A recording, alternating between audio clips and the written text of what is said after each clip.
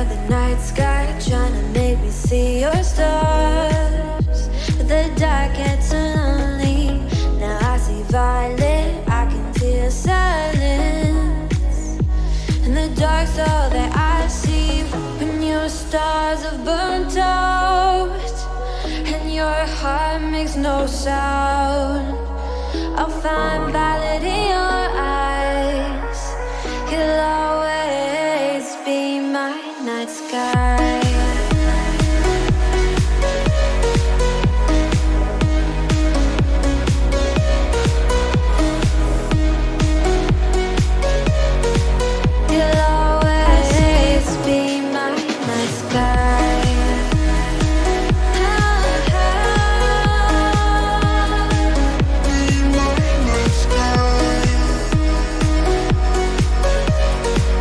You'll always be my night sky. You're the night sky, hiding behind dark gray clouds. I can't figure you out now. I see your blue. There is so much cold in you, and the silence is so loud when you go. I just stay dancing with my shadow all day. Watch the tide. I can't find the point where pass the line, but you're the night sky. I'm trying to see your stars, but I always fear the dark. Now I see violet, I can feel your silence. You always feel so far when your stars are burnt out. And well, good morning, everybody. Hello, are you guys there? Good morning. Hey, so hello and welcome to another episode 61. 61 of Microsoft Community Office Hours. Yeah, I know. Dog years. Wow. Well, we're not quite as old as Hal, but we're getting there. That's true. No one's as old as Hal. We will be discussing here all things Microsoft 365 and answering questions from the community. So if you have a question, we're streaming on YouTube and Facebook. Go ahead and ask. We'll post it there in the chat, and we'll try to address that in real time. My name is Christian Buckley. Yes. Is that all we talk about, Christian? Really? Microsoft 365 and somewhat related topics. Sometimes. Yeah, that's kind of secondary, I'm thinking. Yeah, that's right. Yeah. Cloud. Retro 80s movies, kind of, pop references, because we're very hairlines. We're very in the now. We'll be breaking down the term chuggy later in this episode to help you all understand that. My name is Christian Buckley. I am the Microsoft Go-to-Market Director at AvePoint and Office Apps and Services MVP, as well as Regional Director. And with me today are Sean McDonough, a consultant with Bitstream Foundry in Cincinnati, Ohio, and Office Apps and Services MVP. Mike Nelson, a solutions architect with Pure Storage and a cloud and data center management MVP based in Appleton, Wisconsin. Hal Hostetler, senior field engineer with Roland Shore and Tower in Tucson, Arizona, and Office Apps and Services MVP. He's not going to be bragging about the temperature in his hometown today, I'm sure. And we also have Norm Young, Director of Collaboration Analytics at Tygraph and Office Apps and Services MVP in St. Catharines, Ontario. And of course we have, and I don't know that anybody else is going to join, but so rounding out the field here, we have Microsoft Senior Program Manager, Dr. Neil Hodgkinson, joining us from somewhere down in Texas. I don't know. It's so big. There we go. Silence! Silence! Excellent. We've got a really big t-shirt game today. You guys brought the t-shirt game. That's for sure. Oh, yeah. Does anybody know what this is from? Hal, you should know this. Mind if I crash here? It's from the Meteor XCOM. Creator. Ah, The Meteor Creator. yes, I know where that is. Yeah, that's. Where is Yeah, it? they were Winslow, damn lucky, Arizona. on that because that meteor, it came within feet of hitting the visitor center when it hit. Oh, Really? What are you guys talking about? Meteor that crashed in Winslow, Arizona. I don't know if you've ever heard of that, but it was in Starman. It was the actual crater Okay. that they used in the movie Starman. Oh. And How big? it's 140 About a quarter of a miles mile. wide. Yeah. Whoa. I'm sorry, not 140 miles miles across. It was a mile and 1.4 miles across. That's still huge. Yeah, Yes, it is. it's You massive. should Yeah. come visit someday. Wow. I've got pictures. Yeah. Well, excellent. Well, I'm sure we'll have some other alien talk later, also within the feed. That's a recurring theme for us as well. Well, this No is more to celebrate. probing. This is to celebrate also their declassification of all the UFO files this month. So Yes. coming Yeah. up next- Yeah.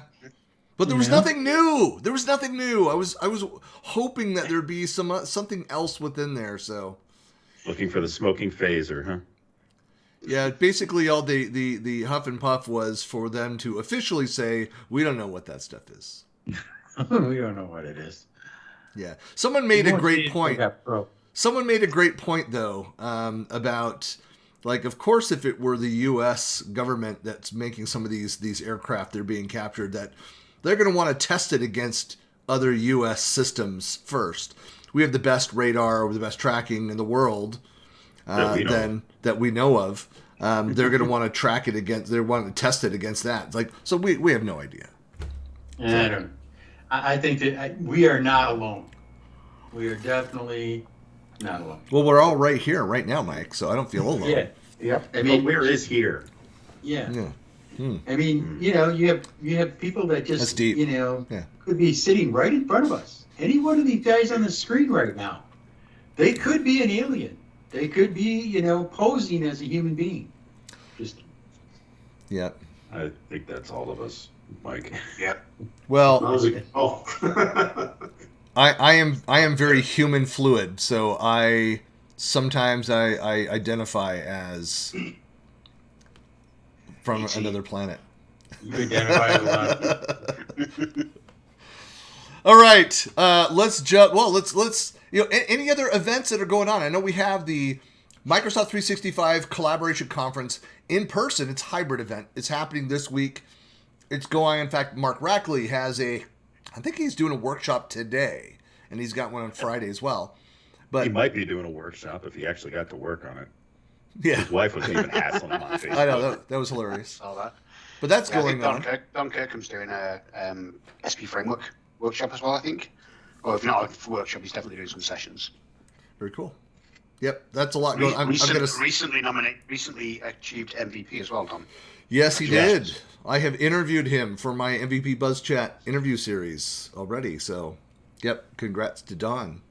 And that's Don is one of those people. There's many that fall into that category where I even saw this another friend who got his MVP in the UK, and Jeremy Thake, former MVP now back at Microsoft. You know, he made the statement. It's one of those where he saw the approvals get passed around the product team, and he looked at the list and he's like, "Isn't he already an MVP?" You know, when Microsoft people, we all think it's like, I didn't even realize you weren't an MVP. We just assumed because of the level of community activity that they're doing. That's usually the same. I had the same experience with Brian Alderman. Yeah. When I, known him for years, I was chatting to him, and this was actually Ignite 2015, the one in Chicago, years and years ago. And I said to him, how's your, MVP? Blah blah. He's like, no, I've never been awarded it. He was awarded 2016, the same I year I fixed was. I fixed that. That's good. Yeah, that's great. He definitely deserves it. I'm 6 from 6 so far. 6 nominations, 6 approved. So Woohoo! Got the golden touch there. So anybody that wants to become an MVP, hit up Neil. Spam him. Just start the email campaign. I'm sure that'll do wonders for getting referred. Yeah. For Well, something. Mike, what is? Oh, wait. Let's. We have the disclaimer officially. The disclaimer for the show. Put that up on screen there. There you go. No animals, children, or mimes were harmed. Well, I can't guarantee the safety of the last one there. So Yeah. Sherry's here. Sherry is here. Hey, Sherry. We weren't wondering Good morning. whether I you're going to missed make you it or guys. not. So it's great that you're here. And so let me just introductions for those that don't know Sherry. Hello, Sherry. Sherry Hello. Oswald, a Microsoft certified trainer, Microsoft Office Master, and co-founder of Power Up Learning in Colorado Springs, Colorado. Or do you guys say Colorado? I don't. Uh, Some I've heard it. Yeah. That's Terry how, that's, speaks good English. Missouri and Arkansas. I don't know. Yeah. that's how Canadians say it, right, Norm? For sure, eh? Well, I just know that here, one city south of me here is American Fork, and those with the really thick Utah That's accents, American spoon. they call it American Fark.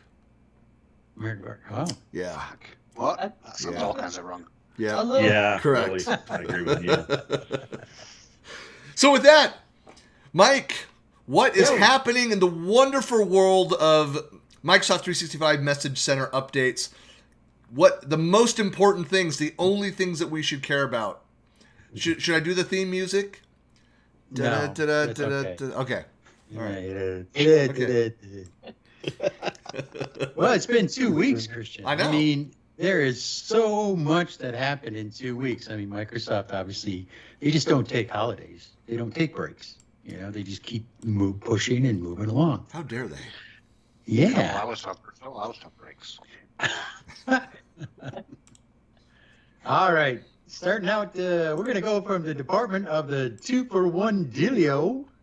Additional admin functionality and support for 1,000-person meetings. Now, this one's kind of interesting because they put that as the headline for the feature that with the recent 1,000-person meeting deployment, we're providing admin additional support to troubleshoot meetings. And they've added the following capabilities: search based on partial text. You can match a participant by UPN, username, other fields, or sort based on a select set of fields, or you can export the meeting participant list and the call quality details for offline review purpose. Now, the thing I love about this one is that they've added a little note to it saying these capabilities will also be available for all meetings, not just 1,000-person meetings. So why put it under the header of 1,000-person meetings? Because people aren't even going to look at that if they're not interested in 1,000-person meetings. So why not just?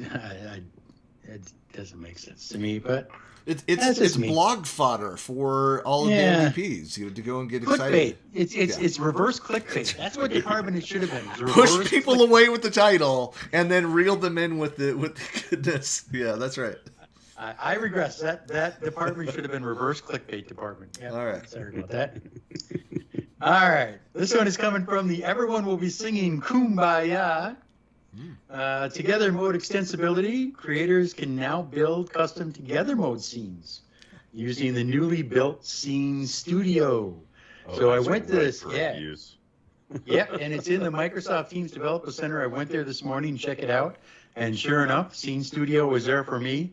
And you can basically take images and put them in, and you put in the number of participants and that are allowed to be inside of this scene and things like that. And then you have to publish it as an app, and then your users have to actually use that app, right? So that's the only way you can do it. But think of the possibilities. What could possibly go wrong with something like this? I was just I thinking, mean, it's like someone's going to go and try and create a workflow using that the studio, and it's going to be expanded, and then it will be 2010 all over again. So if you have to use an app, I'm reminded of, Snap Camera. People that try to use Snap Camera so they don't have to put makeup on for the day or whatever. You can be banana, you can be a potato. Yeah. Well, is it the same thing? Because I found that the experience was delayed when people use that. Do you think because one more layer, is it going to be bad again? Well, no, the example that they have is they just have the background that people are sitting in chairs or they're sitting in an auditorium and things like that. So that's the designer point, is that you can create your own corporate logo, and you can have a meeting room the way that your meeting room looks, or have a classroom style type auditorium, something like that. It's like So walking it's up really to not- one of those photo opportunities where you put your head through the board. And No, it's not that. It's not that. It's specific to, the background, if you will, the scene. That's interesting. All right, That's on. a great point, though. I still wonder, having that separate application, will that cause any further delay to the experience? Yeah, that'll. Well, it's only available through the developer portal, so they figure that only developers are going to use it. Yeah, because that solves all performance problems right That's there. right.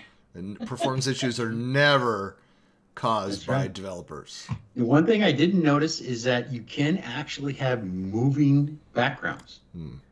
So think about that. Is you can create. It didn't say that you can upload a video, but you can upload an animated GIF.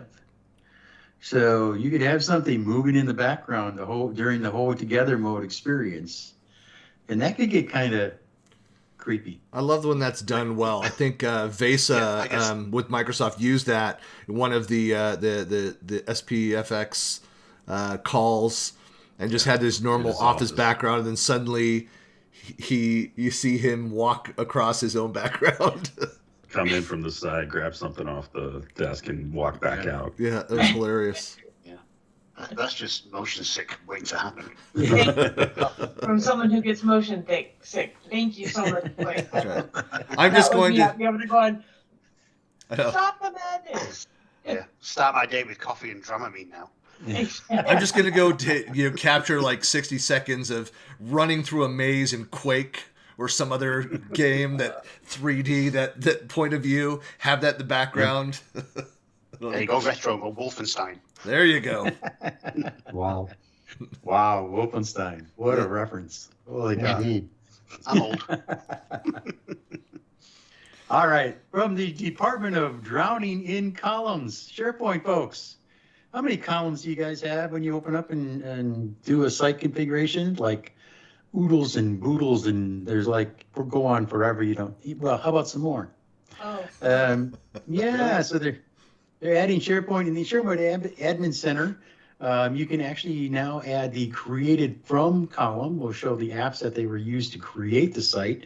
And then also a Teams column that will show which sites are connected to Microsoft Teams. So now you even have more columns that you can add, and it also, in addition, you have a new built-in view called the Sites Connected to Teams, which lists all the sites in your organization that are connected to Microsoft Teams. That's actually extremely helpful. We're working with a client right now that they, in their words, they want to put the cow back in the barn because they let Teams out and now they've got stuff that should have been channels. It's a mess. Yeah. And they know it. And I'm not calling them out for any bad reason, but we're going through the site inventory and going, who does this belong to? Like, are they using it? Was it a planner board that somebody created? It created a team and a group and everything behind it. So yeah, that's actually. Yeah, you don't have to pull out your PowerShell. I don't PowerShell. I don't pull out my PowerShell. Yeah. And if you think about it, I'm thinking about a few series back or episodes back, we actually had people asking this particular question. How do I identify where this thing was created and how it was built and where it came from? We've had that as a question before. The answer previously was, PowerShell's your friend. So maybe someone's listening. Yeah. Can I just get agreement here that anything above 5 columns is just excessive and you're just showing off? Can we just agree on that? I mean, incredibly excessive. I can't believe, that list goes on forever. It just, Well, half of forever. I understand metadata, but man, that's just metadata overload. I mean, Metadata. But apparently there were enough people that needed it and were using PowerShell that they identified this is something that would be nice to have or not. Because you can customize that view and turn them off for those of you that are minimalists. Some of us like all that information. I like to remove all the UI. Yeah. There you go. I'd like to argue that there are features, and we probably have one or two in our minds, that aren't created because someone's asking. It was the development team said we can do it, so we will build it. Or it was the top 1% of Microsoft's largest customers that said, yes, we need this. Yeah. So, yep, we're going to put it in. Yeah. So, new department, need to know basis only. The Office for the Web is retiring the file share embedding. I don't know if anybody has ever used this. I have used this personally. And what it does was allow you to embed a link to an Office document inside of a blog post or a website. Any website. Doesn't have to be SharePoint. It gives you an embedded link. And I've done that for specifically Excel worksheets or OneNote notebooks. I've done that for. But they're getting rid of it. So there will be no more file embedding. You won't be able to do it anymore. And, now they're saying you have to use a SharePoint web part called File Viewer, or the Preview Item Graph API to embed Office files inside of other web pages, which kind of sucks. So, Mike, is that like a viewer, or is that just like a link? No, it's just an embedded link. Yep. So it's an embedded link that allows you to see a preview. Oh, preview, So, okay. Yep. So you see a little preview because it pulls it from Excel Online. Or when I was using it, it pulled it from Excel Online, and then you click on it and it opens up in Excel Online and shows you. That's the missing piece. Okay. From the We Blame the Network department comes the roaming bandwidth control. This one's I think they're gonna, I don't get this one. What they're doing is they're implementing a roaming bandwidth control. And what it does is it allows for the admins to set a dynamic bandwidth policy, which are based upon the geographic location of users' teams' clients. Now, hang on with me for a second here. This allows admins to set more limited bandwidth controls for when users travel to remote or bandwidth constrained locations, and then relax limitations when they travel to a location with higher bandwidth capacity. Help me understand this. How does one admin know what bandwidth a Teams user could possibly experience in all of their remote travels? Yeah, I mean- I struggle with that one. I mean, if the bandwidth's low, let's say I travel to the middle of Africa, for example, right? Not necessarily renowned for having the best latency or bandwidth experiences. And my device, let's say I'm on my phone, I'm going to be throttled by the bandwidth in the area anyway. Right. Why do I know. Yeah. I don't understand it either. Yeah, it's just one of those things. It kind of solves itself, right? I'm Well- glad I'm not alone here, but I can think of a scenario here. If you have a large organization and let's say they don't necessarily follow all the best practices for No. Microsoft 365 No. implementation. It's So there's a theoretical, lot of- Mike. We know it doesn't happen. It's theoretical. There's a lot of internal routing within the company network. I can see where if you get a bunch of people that go out of region, it might start to choke an internal segment of the network. And even though you'll get throttled when you're out in that area, I'm thinking it just might be able to pass through some form of limitation to. But what singular person can identify all of those locations? It doesn't make sense to me. I mean, Well, all the admins. They well, know that. yeah. Well, Well, I mean, it might be that they set like a, hey, you're in the US, you're in Europe, that's like a high scenario because the bandwidth tend to be good. Everywhere else, throttle. I wouldn't necessarily agree with that because being in, not that I would do this, but I mean, being in like a coffee shop in Amsterdam, enjoying the coffee in Amsterdam, of course.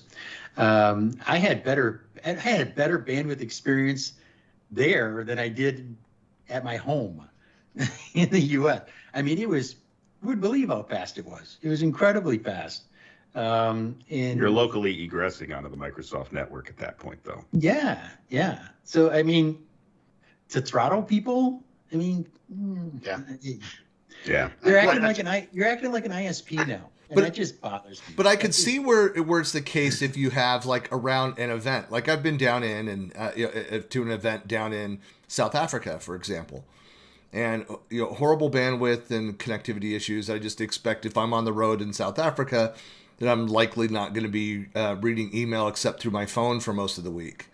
Depending on the location. Sean, you looking confused there? Something else? Oh, I bought a bunch of music before coming here, and the artist just sent me a note. Oh, nice. Faderhead. Anybody who likes industrial music. I know Faderhead. Yeah, I bought a bunch of his stuff, and he just sent me a note. Getting back to the topic Yeah. at hand. Yeah, so anyway, but I can see that happening around Yeah. a specific. So you've got a location, and you know that there's going to be a lot of people that are in the vicinity because of this event that's going on, and so an admin might be both aware of that of the limitations of that local network because this event and the number of people that'll be there or not. And I would so, agree with that. and just to make sure that it doesn't just lock up or crash because of all those people around that. And so I mean I get that an admin is aware that in general this is we're seeing this kind of usage of the network in an area that doesn't have strong bandwidth, and so we want to throttle that so everybody can get a trickle rather than somebody gets a lot and everybody else gets boxed out. Yeah, or any conference Wi-Fi. Right. That sort of situation. Well, But it doesn't make sense to me. It still doesn't make sense in that regard. And to add on to it, initially the only two settings that will be available from the Teams meeting policy will be included was the allow IP video and media bit rate KB. So it's all focused around video.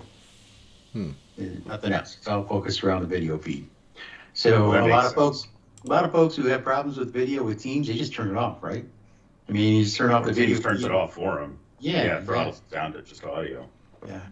And Sean, I didn't mean to jump on you like that, but see, No, that's Christian beats me up offline because I take too much time with this segment. So I just have to be conscious of. I'm my laughing time. because it's true. I don't want Christian to come after me anymore and call me names and say he's going to come to my house and do. Mike terrible doesn't want to things. wreck another brand new Oh. set of tires. Jeez.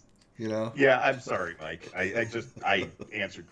Kristen, I was just, like I said, I'm struck. It's just one of those things that I've not had happen before. So You're brushed with fame. Well, can I so tell you the story too? No, you cannot. So one of my, I'm going to do it anyway. So one of my favorite musicians since I was 14 years old, Dr. Robert, lead singer of the Blow Monkeys, back in the 80s. I know, Mike. Oh. Yeah. So the Blow Monkeys, they got back together and started doing some different shows, and they came out with some new music. And of course, you forget how small the social world is. I just didn't think of it, and they tweeted something about, Dr. Roberts' account tweeted something about, hey, we just had this new thing out, and I responded that I listened to it. It's just not as good as the old stuff. And he immediately got on there and apologized. He's like, I'm sorry, we're not quite, what we were there, but if you give this a listen, and then DM'd me. So he followed me to DM me and sent me a link to listen to an early preview of the new album, which was really good. And he sounded a lot better than that live that I was commenting on. But I felt so bad of commenting on one of my musical heroes, and he responded directly within seconds. I had something similar. There's a wonderful artist named Mimi Page. She's out on the West Coast. She puts out wonderful, and she has this very beautiful voice, and she's been known to respond to people online, and I follow her, and she put out a single, and it was wonderful, but it was, like, in my opinion, just too short. And I said, I love it. It's fantastic. I just wish it were a little longer. And she replies with, well, you can play it over and over again. And I'm like, I feel like an ass. So I'm sorry. I'm not trying to offend you. All right, Mike, whatever you were talking about, I guess we can start it. Yeah, sorry, Mike. I'll shut up now. Yeah. I am so insignificant here. This is don't get your undies in a bunch channel. How about that? We're going to talk about support. Yeah, well, it's a channel inside of a department. Oh. There are channels in department. Yeah. All right. Yeah, they're not sub-departments, they're channels. So support for tenant background images. I talked about this, and I look back at, it was back in March. They talked about support for tenant background images in the navigation bar is being retired. Well, it appears that now they've gotten a lot of kickback on that. And it was a matter where they needed to clarify that they're not taking out the tenant backgrounds from, how you can brand your site. They're just taking it out from the navigation bar, across the top where you can actually just put that little slit and have a little image in the back of that. The header, I think, yeah. Yeah, who takes the time to do that? But lot of yeah, they're saying, organizations. hey, don't get pissed at us. We're not taking away your branding, your co-branding, and things like that. Have they published what the legal limit is on tinting before you are up to be pulled over? And Yeah, because you can't have it on the driver and passenger side front windows. It can be in the windshield gradation and on the back, but you can't have the tinting on. I've been ticketed for that. I fight with this. I fight every time. It just gets exhaustive with you guys. Just exhaustive. Teams meeting invite recipients limit from Outlook. We're making some changes to limit the number of individual recipients allowed for scheduling a Teams meeting. Now, you'll remember back to something that I mentioned before. They opened it up to 1,000 people can be in a Teams meeting, right? Well, guess what? Now in Outlook, they're saying, hey, no, you can't do 1,000. You can only do 750. 750. Yeah, I got that email. Right. So they want you to use distribution lists, and this is only for the Win32 client, and they put a footnote at this time. Are they going to also add that to the Win64 client? I don't know, but even though you want to have 1,000 people, you can only invite 750. You know what this is? This is the whole. It's all over again. It's when you buy the package of hot dogs and the package of hot dog buns, and they're different numbers. Those groups need to get together and figure that out. It's a scheme. It's fine with the technology world, but specifically with hot dogs and hot dog buns, that's what's got me livid. I'm totally with you, Christian. Totally. So what do I you don't think the understand that. rationale for this is? Do we think it's a technical limitation with the client, or we're trying to Yeah. slowly push people into Teams? No, I don't think it's a technical limitation to the client at all, because they actually allow they're decreasing the limit. So you can invite 1,000 people today, and they're taking it and bringing it down. So Only if it was a for technical limitation, I'm sorry, go ahead, Sherry. Only through Outlook, though. What? I mean, but you can individually go into Teams and add 1,000 people into a meeting, because you can't do distribution lists in Teams, right? Yep. Did they change something? Because and that's my big peeve. So you can't Suspect it's a invite performance. fewer people adjustment. using distribution lists in Outlook than you can in Teams. Is it a standard versus metric issue? The way that they're counting. I don't know. Well, so in my world, what I do is when it's too big of a group, I create it in Outlook. I add the Teams meeting, and I add the distribution list, and expand the distribution list so that I can see their schedules. And of course, I don't do those 750 people, but potentially somebody might need to. I don't know why you can't coordinate that many schedules, but let's say first they would. But now you can't see 750 people's schedules in there, or I don't That's get masochistic. Yeah, that's massive. How practical is Am I crazy, or you're shaking? That's crazy. That's Well, why we that wouldn't meeting go is that far, scheduled. Sherry. That's why that meeting is scheduled 3 years from now. Everybody was open. it? That's it, right? That's right. But even in larger groups, People even die in if that it's time. limited, What I don't- happens then? I'm sorry, I'm talking again. No, I mean, and on this show, when somebody asks if am I crazy? That's kind of a rhetorical question, because you're on this show. I mean, It's crazy insane. Really. It's implied. Passed under the low water mark, yes.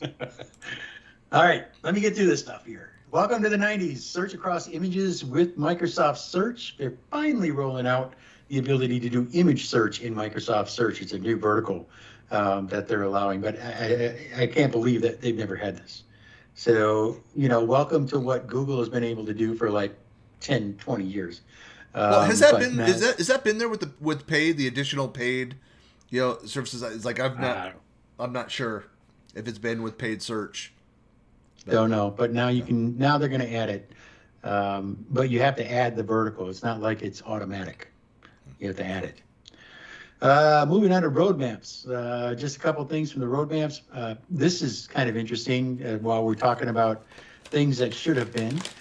Microsoft Stream, variable playback speed from 0.5 to 2x for Microsoft Teams meeting recordings.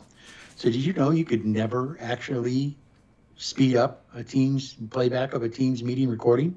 Yeah. You couldn't do it. I'm like, really? And sure enough, I go out and look, and no, you can't. I'm like, why would you not allow people to do that? But yeah, you can now you'll be able to do that coming up in September of this year. Microsoft Search, you can find a meeting recording based on what was said. So coming will be a cognitive search where you'll be able to search basically all the team meetings that were recorded to OneDrive and SharePoint and was transcribed. You'll be able to search all that transcription for something that was said. Well, in a roundabout way, you've been able to do that if you have transcription on and stored. You can go and find the recording associated with the result. But now to make that part of the automatic search results, that's the new thing. Right. People are going to start really watching what they say. Yeah. Well, this is one of those things. Like my recommendation has been for a long time, and this was back in the early the social wars with SharePoint. The early 2010 to 2012 era was that video is a crucial aspect of your intellectual property. And so the meetings that you're having, that you're recording, the fact that you couldn't search on it, the fact that storage, that the handling of sensitive topics and information within videos was not being done the same way as with documents. Well, from a legal standpoint too. I mean, Right. I was involved in legal holds for a county government customer, and to go through all of those videos that weren't transcribed, get them transcribed, and then to be able to, look for specific keywords, Right. that took forever. I mean, literally took months to do that. But you have, but alongside that, and you still have kind of a treated differently, are chats and threaded conversations, and so it all needs to be treated the same. There are private chats and the one-on-one chats and the rules around how those are handled. But when you are having a conversation in a channel or have a group chat that is that's more than two people or whatever the rules are that's set around that an organization should be able to set a policy that makes those a record that is searchable, discoverable, and protected as an information asset. Yep, exactly. You want privacy? Do a one-on-one or go use a different tool. Use your mobile device. Don't put it in OneDrive or SharePoint. Don't have it in your work network. Yeah. Right. Yeah. So, question for everybody. Anybody try Project Mocha? Anybody hear of Project Mocha? Or I ever like use it? Mocha, Yeah. but I've never had Hal? it. I've heard of it. You've heard of it, okay. I find it interesting is that Mocha is not spelled correctly, but it's M-O-C-A. Isn't Mocha M-O-C-H-A? Am I wrong? Is it an anagram? Not an anagram, sorry. Is it like a Acronym? acronym? I would bet any money it is, because you know why? It's Microsoft. Some Mocha connection. Yes, right. It's Microsoft #1, but it's also Outlook. So think about Microsoft, Outlook, Calendar, A, whatever that means. Because I'm going to check our internal glossary right now for Mocha. all right, because what this does is this allows for the Outlook board. I don't know if you've ever looked at that inside of your calendar and looked at the board view. It's basically, if you think of it, if anybody's ever used Trello, it's kind of like using cards, right? It gives you a card view of your calendar and other things that you can put into that view. And it's a recent launch of the Outlook calendar board. Everything that was being done in Project Mocha is being moved over to the calendar board.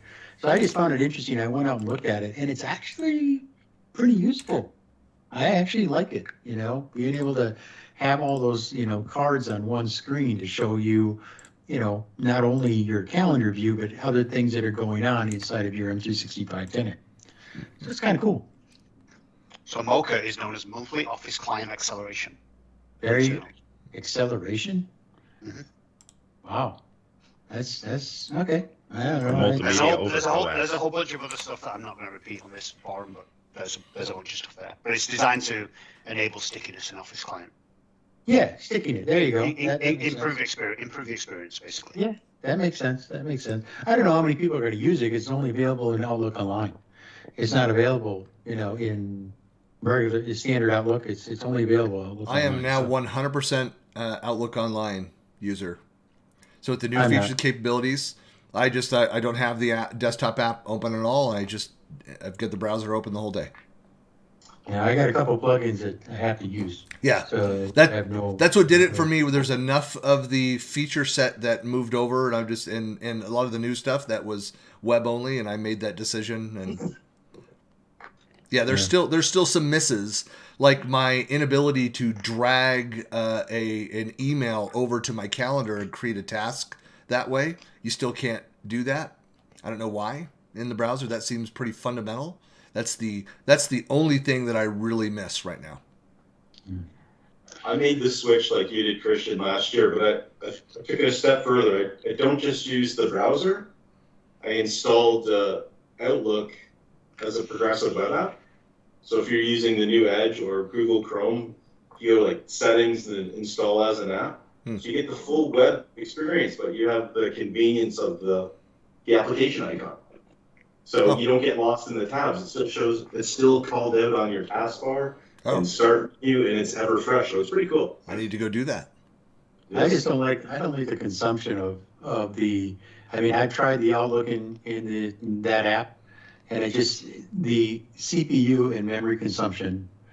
I mean, it climbs and climbs and climbs, and it never releases it. It never releases those resources until I actually reboot. I can kill all the Chrome instances. I can kill all the Edge instances, but it never releases the resources. So something else is going on there. And I mean, to me, it's just too much of a headache when I got 30 other things going on my machine. Yeah. And that thing's just chewing up resources. So, Yep. So I have a question for you. Now that you brought that up, I was having the same issue. My computer was bogging, so I looked at my processes, and there were like 15. I only had one instance of Teams open, and there were like 15 Teams processes running. Is that normal? that's what I find. Yeah. Yeah. Okay. I was like, what the heck is that? Or Yeah. And not only that, but if you're in Teams, I found, this is just me, maybe just me, but if you're in Teams and you also are in the Teams spec client or the Teams UI, and then you open up, say, when I was doing 2 sessions at once, kind of multitasking, I would open one up in a browser and one in the FAT client. The machine would basically come down to a crawl. Okay. And then look in the processes, and I mean the web app for Teams was just shooting processor. It was using my GPU. It got so bad. It was just Yeah. It's just crazy. But everything should be in Teams now, right? We should only work in Teams forever and ever. Yeah, but Not if you want to multitask. Not if you want to do more than one session at once. or apparently even just one, because it takes 15 processes to. Yeah. Well, that's like Chrome. I mean, if you launch Chrome, there's like 20 instances of Chrome running, even though I only have one window open. Right. Anything that uses the Chromium plumbing, it's notorious for spawning processes. Is Edge much better, the new Chromium? I mean, It's not. Open up Edge and have a few tabs open and go look at your processes. It's the same thing. Yeah, same with Rambox, Christian. I know. I'm aware of that too. Yeah. All right. Last but not least, Microsoft Teams. This is kind of cool. Maybe I should do this for my segment here and have this on the show. Is that coming in July, they will be giving a reporter and a side-by-side presenter mode in the desktop or window sharing. So you can actually have the over-the-shoulder that a TV news reporter has. So if you have a presentation, you can have it over your shoulder. I think that's, I use OBS Studio, and, I try and make a green screen, put my image down here and having it over the shoulder. Now in Teams, you'll be able to do that without changing anything. That's cool. And then a side-by-side where you can actually display your video feed next to your content. So I can be pointing like, hey, this is my content over here, kind of a thing, We're doing the TikTok thing where I'm pointing to things as they show up, around the screen like that. Is this native? Is that natively within part of the PowerPoint log? Teams. Yeah, I think that's pretty cool. That is very cool. Makes it more engaging. Yeah, Listening to someone droning on about something. And it doesn't require all the third-party stuff to set up, like I was mentioning with OBS and doing, have to move things around just to get that to work for you. You can just do that right inside of Teams. So I do like how they're going and adding in between some of the native capability and PowerPoint Live, a lot of the, what you'd have to go and use some of the other streaming services or tools like OBS. I use Streamlabs OBS to get some of that functionality.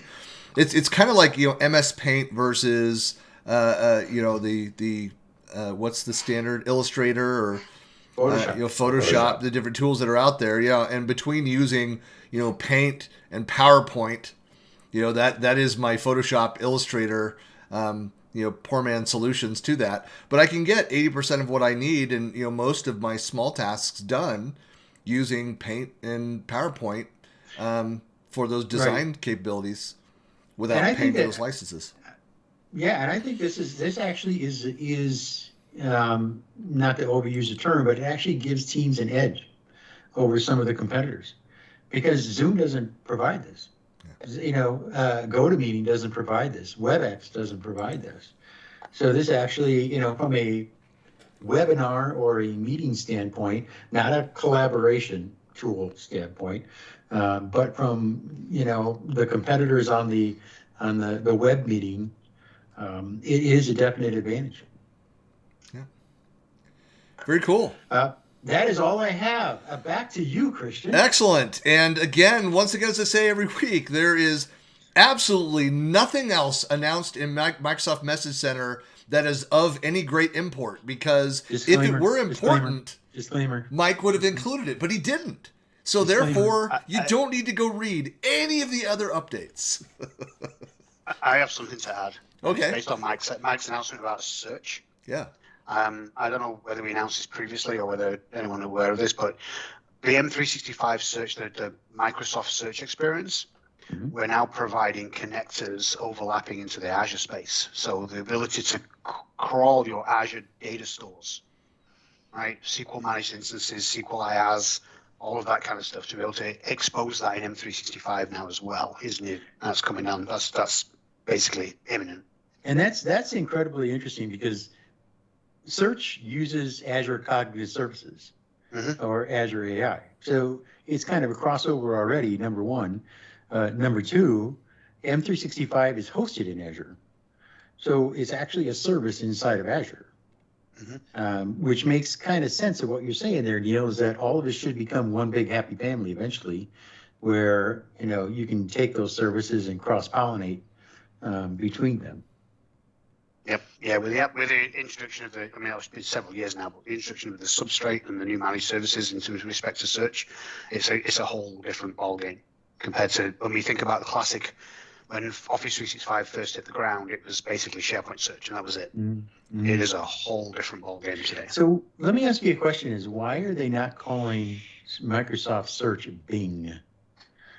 Why is no, really? I'm serious. I don't know. Seriously, no, I know. It's a serious question, and I don't know. I guess they're kind of differentiating between commercial versus public cloud services.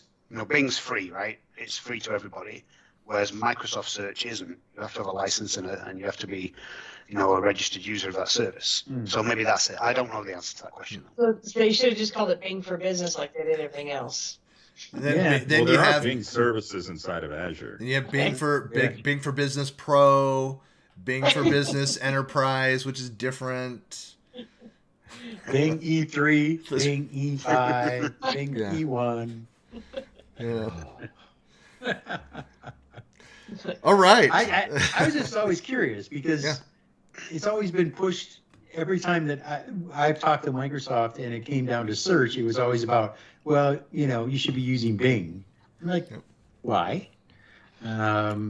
It's not the same as what you have, like you say, Neil. It just, I don't know. I just couldn't. Well, there has been a lot of improvements and a lot of enhancements. If you look at Excel, for example, today, the search features in Excel and the data mining features in Excel. Integration of Wolfram Alpha. You're familiar with that platform. Yeah. Analysis, that's now integrated fully into Excel Online. So you can use all of their cognitive search algorithms and features all in Excel. So things are moving fast, moving hard. What Microsoft like was I big say, was talking about it 2 years ago about the open data platform, the opening that up to other partners within the consortium and their competitors that are within that.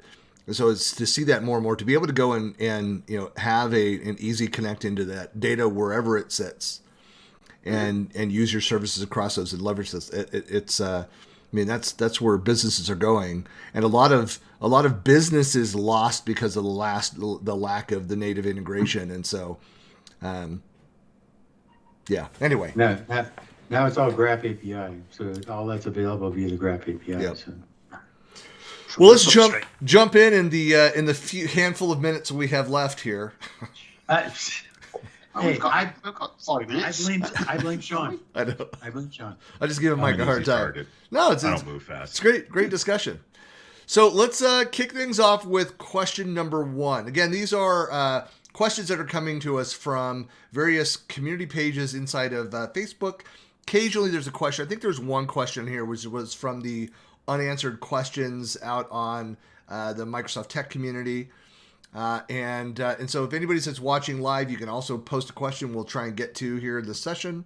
But with that, so they're also raw, meaning I'm not editing these. So I'm going to try and, there are some that are translated into English that Facebook does or attempts to do. But here, question number 1 from Mohammed, is there a way for an admin to see or know lists' personal views? As I have a list in SharePoint on-prem that is very close to the list items threshold, and my views are fine, so I'm suspecting that this is due to a personal view somewhere. So there is a way for an admin to see or to know the personal views that are out there that could be hitting that threshold. I mean, you can enumerate views as an admin through PowerShell. You can't see it. No, you can't see it. You do see. I think you see all views that are created against a view in the bottom of the list settings, but I don't think it tells you if it's personal or. No, you just get a URL. Yeah. And in order to see the settings on that view, you have to know you have to pass in the page, like the /view/myview.aspx, whatever it might be. You have to pass that in as a parameter into the PowerShell call. So let me ask this: is that for the SharePoint folks? When would a SharePoint, or will it ever have the ability to do impersonation? It used to have it. Will an admin be able to do impersonation ever in SharePoint, or is that something that people are asking for? So an admin goes in and a user calls up and says, hey, my SharePoint view is all messed up, or this list is all messed up. And that admin, instead of doing a remote screen share or whatever, can just go in and impersonate that user by clicking and impersonate like you can on other platforms, and be able to view what that user sees. The only thing I've done is I've replicated that person as a different account. I usually have about 3 or 4 accounts, and then I tap that list or library as them, but not as them. Because they'll have the exact same permissions. Yeah. Okay. It's a very manual exercise. Yeah. Yeah, but also, I mean, a personal view is linked to the and that's a great way to think about the way SharePoint identity works. It's going to pull your views from there. A little bit the whole list view threshold. Ambiguous. Yeah, it's saying like list view threshold and talking about personal views. Are we saying the list is super huge, or are we saying that the view is presenting huge? And then he's saying like, I'm suspecting that this is due to a personal view somewhere. What is this? Is there a threshold on personal list views? It's the same threshold. No, there's no limit to the number of views possible, as far as I'm aware. It's certainly huge, whatever it is. The 5,000 items is a different thing. Yeah. The views are ways to deal with extra large lists and being able to restrict what you see. The view itself is not going to cause a list view threshold problem. No. But what I think what he's getting at is somebody else's personal view is about ready to hit that. He's getting warnings about that. It's not his. He's trying to figure out whose it is. That's kind of the way I read it. And I was like hoping you PowerShell people would know how to pull out a thing of here's all the views and who the users that created those views. Well, So and you're right, Sherry, and you can do that. The scenario though is if so, how does he know, right? So I'm thinking I'm Mohammed, right? Put myself in Mohammed's shoes. right. So if somebody complained to me that the list is super slow, Is that an alert that SharePoint generates? That Yeah. you will get a ribbon. You'll get a ribbon alert. that says- that says you're either close or you're exceeding the 5,000 limit. But that's not per view. That's the list. Yeah, but does that go to the admin or does it go to the user? goes to the Whoever user. goes into the settings. Yeah, whoever loads the page and the settings. Yeah. It's not pushed. You have to go to the settings page to see it. So the admin is seeing that, knows it's not him, and wants to know how do I see is the user or which personal view that's driving us towards the threshold. Well, this is what I was saying, Christian. Right? There's two elements here, right? How big is the list? And imagine the list just has one view, right? The default items view. How big is it? So you're going to get a warning that says how many, the list is close to or exceeding the limit. For someone to say, I suspect this is a personal view, what is he suspecting? Is there a performance issue and therefore someone's flagging it to him as the admin to say, hey, my list is super slow, or my view of this list is super slow? I don't understand what is he suspecting of, or what is he suspicious of, and there's a kind of more information needed. I hate saying that because we ask that all the time. Yeah, but it doesn't all add up. Yeah. I don't think the views generate the warning or the error. It's the list. No, it's the list. It's the list. So that's what I think Mohammed is seeing. And he checks his view and says, well, I'm under 5,000. Why am I getting this? I don't know. Yeah, you're getting that purely because of the size of the list. Yeah. But Okay. can I ask a related question? Yeah. Someone said, can we impersonate inside of SharePoint? Me. So can we impersonate anywhere in Office 365? Well, no. So, And that's, I guess I asked from a SharePoint perspective because, yeah, it would be useful in other applications like Outlook, Mhm. right?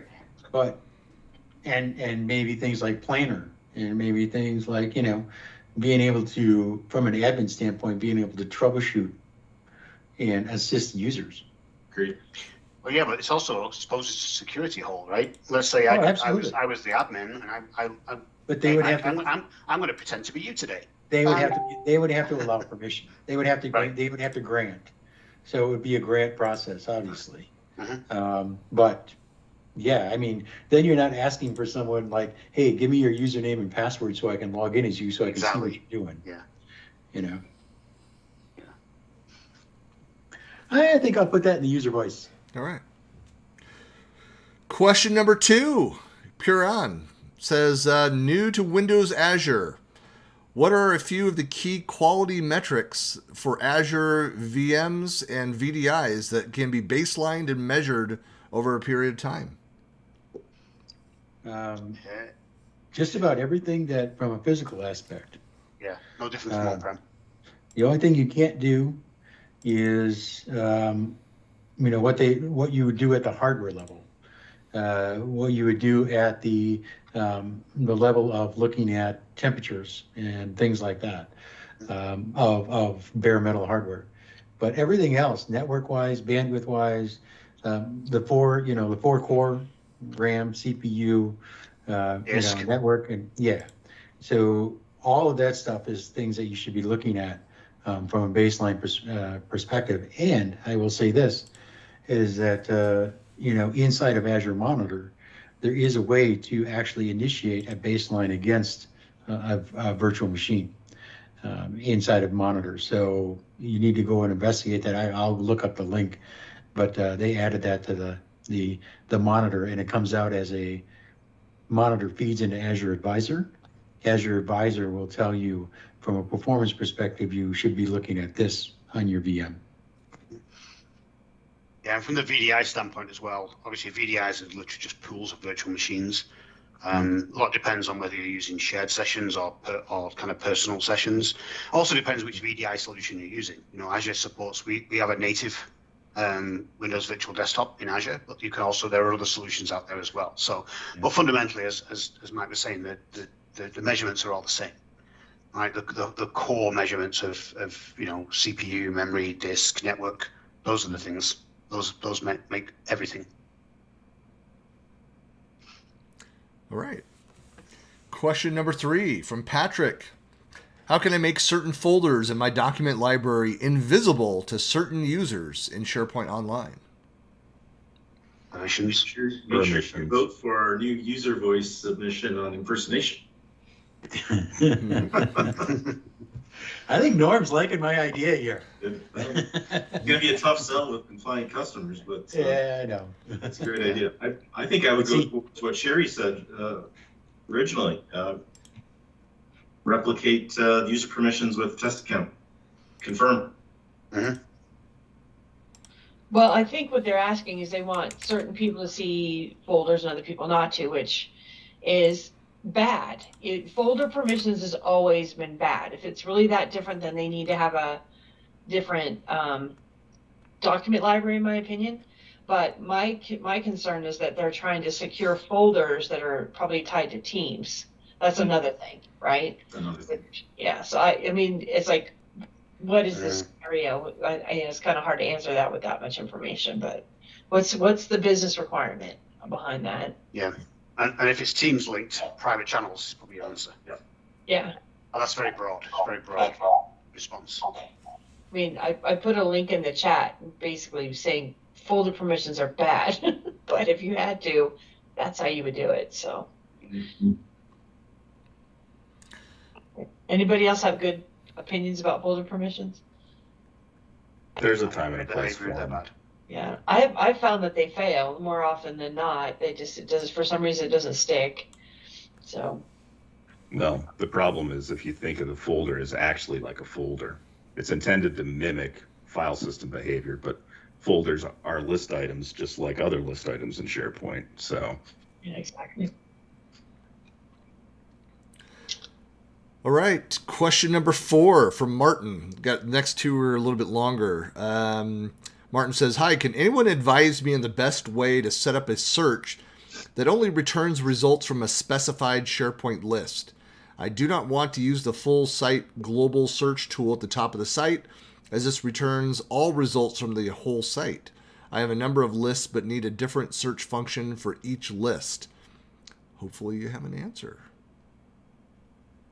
Query rules?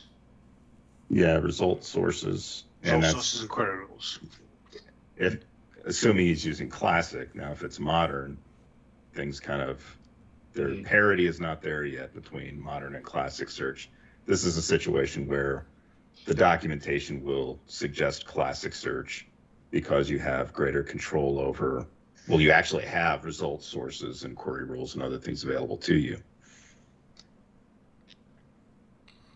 Yeah, and also if you search within, if you're in the list and you search, there is like within, it's like list search as well. So if you actually, Well, there were the filter web parts too, which were really helpful. That are in classic that are not yet in modern, unless I missed that release. But that's one of my peeves too. Is that and the dynamic filters between them. Now we have that. I tried to put that together with something, it didn't work the same way. There's the PnP modern web parts. Of course, they're not official Microsoft, they're PnP, but they still attempt to replicate some of the functionality. And if you're going to go with classic search, a content query web part makes this painfully obvious if you're using the query builder where you're pulling results from. So. Yeah. Yeah, and the other thing you can add in classic is there's a, what's it called? STS_list item. You can filter that as well as your content class for the search. Yeah, that will if you're building a custom query. I mean, that would just be list items, wouldn't necessarily filter to a specific list. You could add that as well. Kind of a side question here. Do you see a lot of new to Office 365, using SharePoint, so building out in modern, so they're brand new to the space. They don't have a history of SharePoint, then going and leveraging the classic or the classic capabilities, or is it primarily people that have a history of SharePoint? I'm doing the former right now for someone. They have very specific needs around search and the stuff that's stored in the library. And they were a rush lift and shift to modern, and they lost a lot of what they had. So we're basically building out some search functionality in Classic specific to that site and specific to that list. But yeah, it gets the job done. I think people go out there and they search for help or content, and they find oh, cool, you can use a content query web part, and then they go to modern and it's not there. Where is it? So, yeah. So, and they're like, well, can you still do this? So like, yeah, in Classic, and they find out that way. Some things is like, no, I'm not building that in Classic because it's way too much work and it's going to be deprecated. So. You can wait till things show up in modern and other things. They're like, this is a business need. They have to have it. So yeah. Impromptu poll of experiences there, but. So who's still a fan of Classic? Thank you. Okay. I get busted for that all the time. I'm like, I've been using it for 20 years. I mean, I like modern. I like the holistic approach to it, being able to search across everything. But when you want very specific detail and granular search in SharePoint, Classic is still the way to go. Well, yeah, and they put Band-Aids, here's my opinion, they put Band-Aids for features in modern instead of true functionality that we had in Classic or should have had in Classic for a really long time. Like being able to secure a view. QuizCon can do that. Why can't Microsoft do it? There's, just like, if the add-ins can do it, why couldn't Microsoft have done it in the last 20 years? My opinion. So. Well, question number 5 from Martin. I create a production schedule for a manufacturer that's outside of my organization in Excel and email to them as and when we have a new project starting up. There are a number of drawings associated with the schedule that are PDFs saved on my OneDrive. I've added a hyperlink to the drawing against each component that requires manufacturing so that the manufacturer can see from the schedule what needs to be manufactured and can click the hyperlink to see the relevant drawing easily. This all works when I am using it, but it doesn't work for the manufacturer after I've emailed the Excel sheets to them. Do I need to share access to the file where the drawings are on my OneDrive with the manufacturer to make this work, or do I need to do something else? Share your files. That's the answer. I'll move them somewhere else. Can't see it if you can't access it. Mm-hmm. So I put a link in the chat for that too. The external sharing has to be turned on, and be sure to use anyone with a link so it doesn't limit it to people within your organization. Mm-hmm. I don't know if that helps or not, but. Yeah, that's important. You don't want to have it out there so that anyone with this link can access. Yeah. Just reminds me. And you can even build a link that says, allow only the named people, only the registered people to access. This just reminds me when people used to come to me and say, I can't get to these files this person shared. Well, because it's on their C drive. Yeah, I know. That was my first thought as well. Well, it's a feature that I really like now that I'm trying to, again, by default, attach links to rather than attachments, of course, when there's email and, other things, everything else that's happening in Teams. But it prompts you and lets you know that, hey, these people don't have access to this resource. It's great to have that prompting right there as I'm creating that sharing. So I know I need to, it's sitting in a repository where they don't have access. I need to go and that actually forces me then to ask that question of what type of content is this? Can I go put this in a personal OneDrive and share out something that I'm the owner and creator and I know what it is and treat? Do I need to go create another location that is shared within my network so that they have all the sensitivity and privacy and all those other controls in place? but it forces me to kind of to realize that question. The problem, of course, is when you put multiple steps in place, make it more difficult to share. The default for a lot of people is just, I'm in a hurry. I need to push this email out. I need to send a link to these people. I'll just attach it, or I will just shove it into an unsecure, personal OneDrive or other platform to share it out there and kind of go around some of the protections that your organization may have in place. So that is a sharing or a like an ongoing battle that IT, your governance body, needs to review and see what are the habits of collaboration of our people. Can see a lot of that activity where something was shared and what's happening in email where it goes outside of the guide rails that were created. If you don't think your organization, they may not be paying attention to it, but they do have the ability to see that. All right, so who did we lose here? We lost Mike. Now we can talk about him. All right, question 6. Shiv says, using SharePoint, I would like to create a ticketing system to track and respond to clients' concerns via emails. What would be your best approach, tools, and advice? Fab 40. Don't do it. Point. Yeah. You need business requirements around this. It's like how many people need to touch it. Does it need an escalation process? You can't. Yeah, that's too general in my opinion. Well, my first response is, why would you build this in SharePoint when there are existing tools out there that do this out of the box today? Literally just go purchase it and do it well. Yeah, it has the feel. I've worked with organizations before. They pay a lot for SharePoint, so it becomes the very big hammer that they want to solve every problem with. But then you're supporting that. You're constantly adding it. It's not going to have all the functionality. So you're going to spend so much time building it and then maintaining it. And it will never be what the out-of-the-box solutions are. It just won't. And they just never look at what is the actual cost of build it yourself and supporting that and scaling that over time.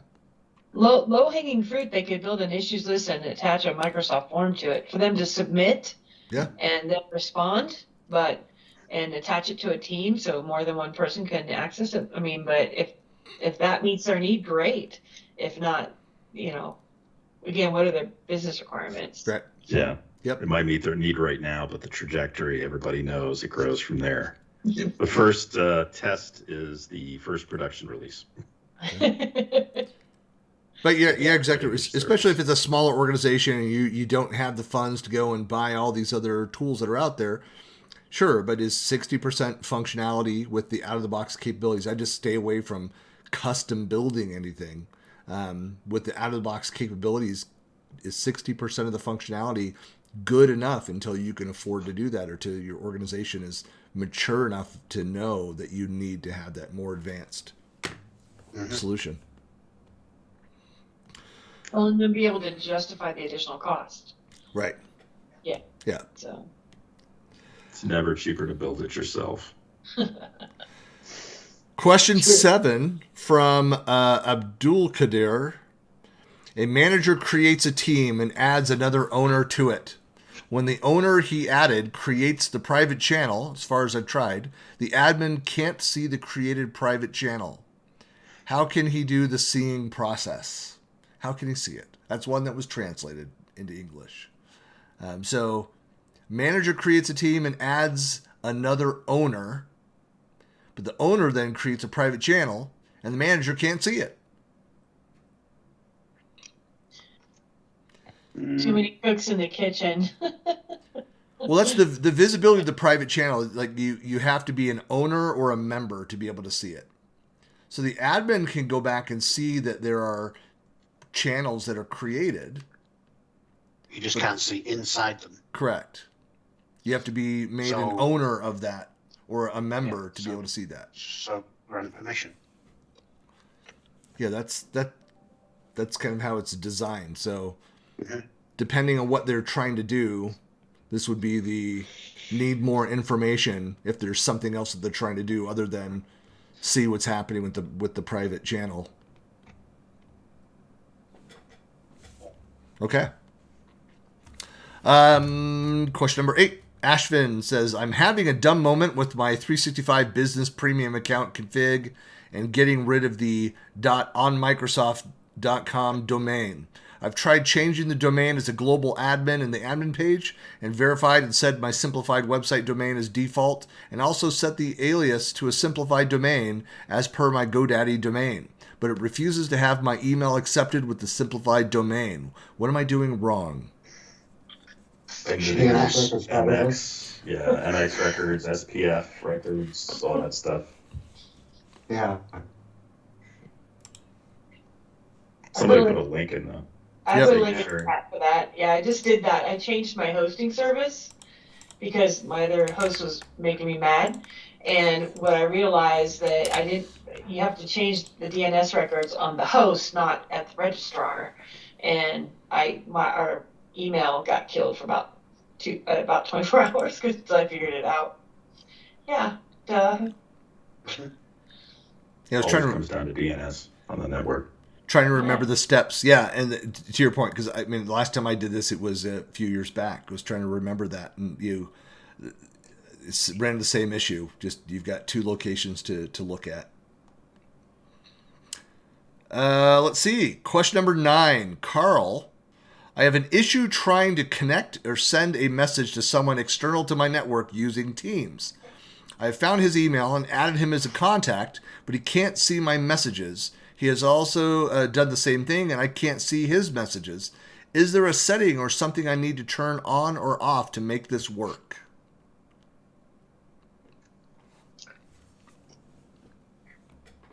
Well, if you're federated, you should be able to see them. He's saying added as a contact though. It makes me almost think he's doing it within Outlook or something like that.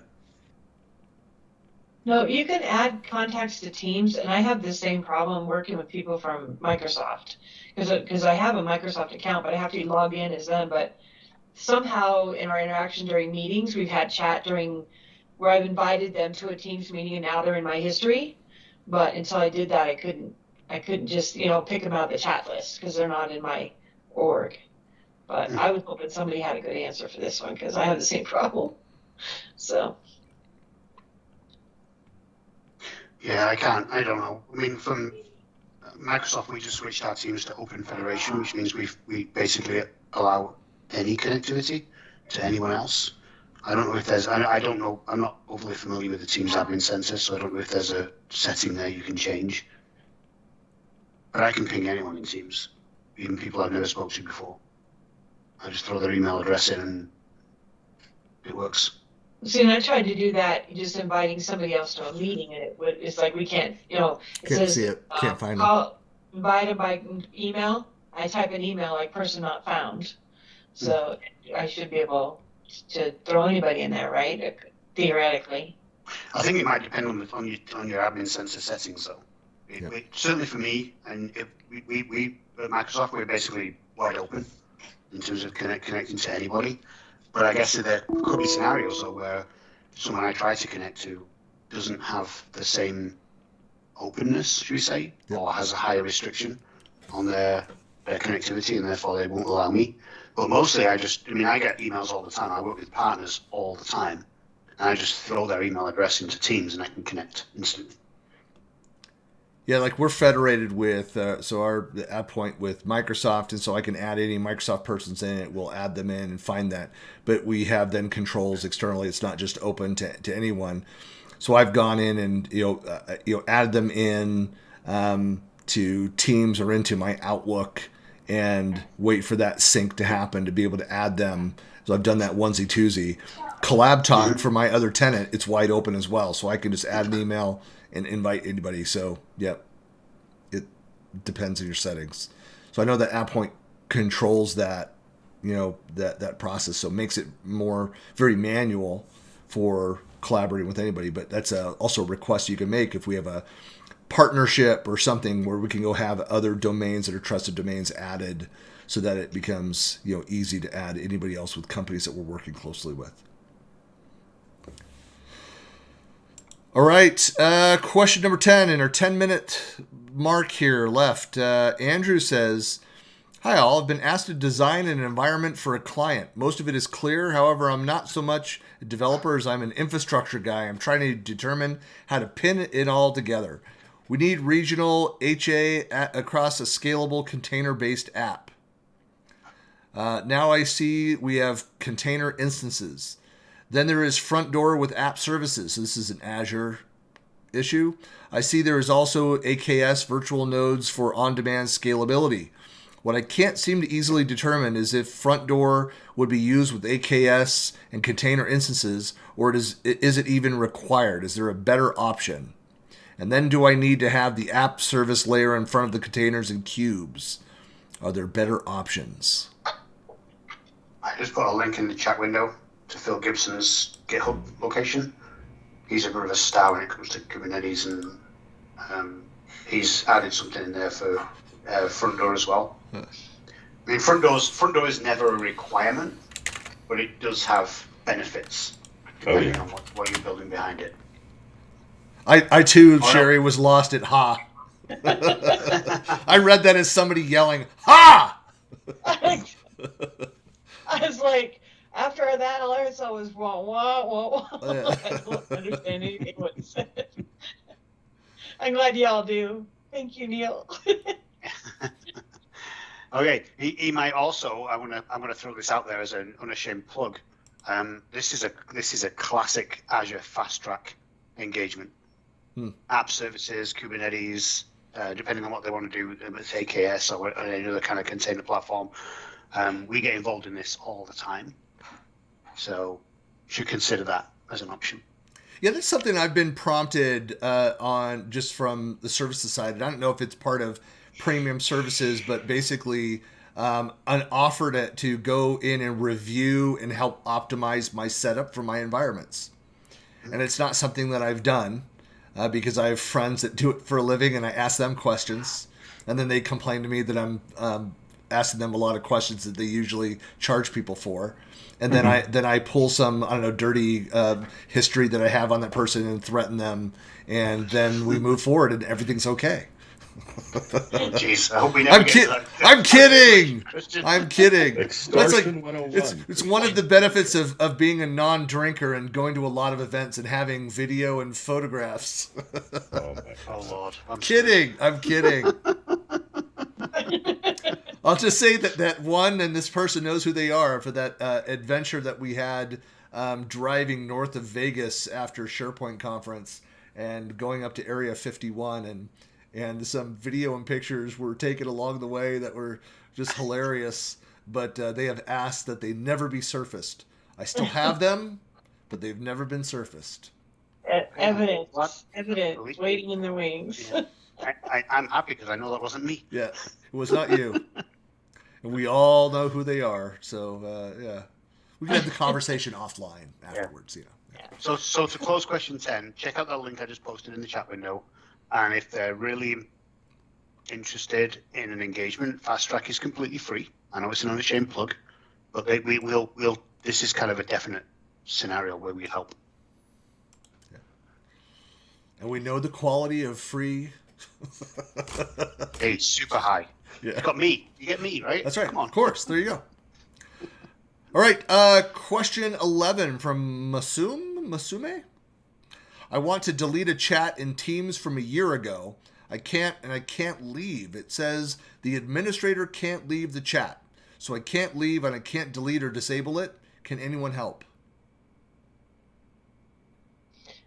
Well, is it a Teams chat or Yeah, one-on-one? Teams chat.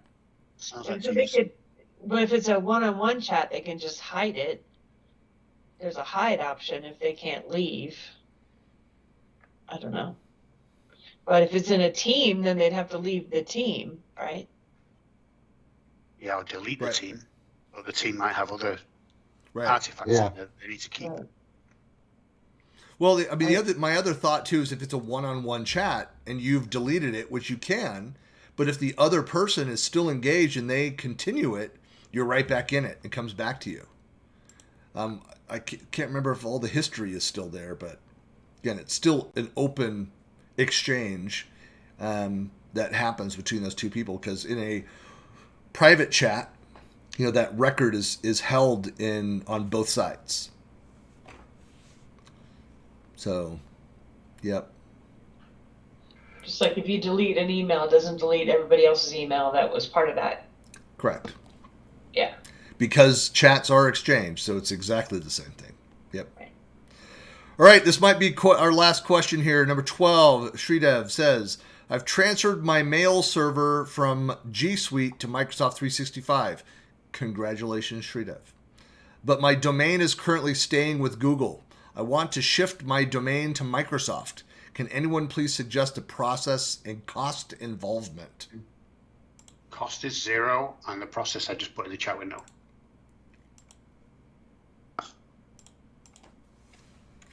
I've got the link. What at a high? Do we want to just leave it to that? Like, go check out the link. Well, basically, it's check out the link, but it's also, I mean, you got to consider what you're doing. Like your mail records, it's like a previous question we had, right? Moving the MX records. It's really a DNS question. Yeah.